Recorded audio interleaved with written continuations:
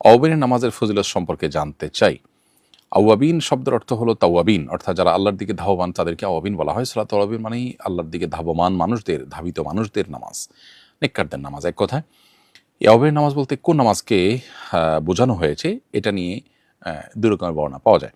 সবচেয়ে বিশুদ্ধ বর্ণনা হলো যে মূলত সালাতুদ দোহা যেটা, এটাকে সালাতুল আওয়াবিন বলা হয়।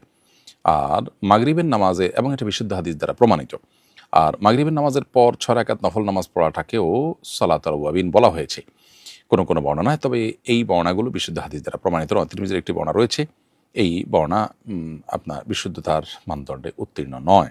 মাগরিবের পরে যে নামাজ পড়ার কথা আমাদের সমাজে প্রচলিত আছে সেই বিষয়টি পরিপূর্ণ বিশুদ্ধ নয়। বরং ইবনে খুজাইমাতে একটি বিশুদ্ধ হাদিস বর্ণিত হয়েছে যে নবী করিম সাল্লাল্লাহু আলাইহি ওয়াসাল্লাম থেকে আবু হুরায়রা তারা বর্ণনা করেছেন। তিনি বলেছেন, আমাকে নবী সাল্লাল্লাহু আলাইহি ওয়াসাল্লাম 3টি বিষয় ওসিয়ত করেছেন। এর ভিতরে একটা হলো 2 রাকাত সালাতুদ দোহা আমি যেন কখনো না ছাড়ি, এবং তিনি বলেছেন ফাইন্নাহা সালাতুল আওয়াবিন, সেটা হলো আওয়াবিন নামাজ। অতি বিশুদ্ধভাবে সেটি আওয়াবিন নামাজ হিসাবে প্রতিষ্ঠিত এবং প্রমাণিত।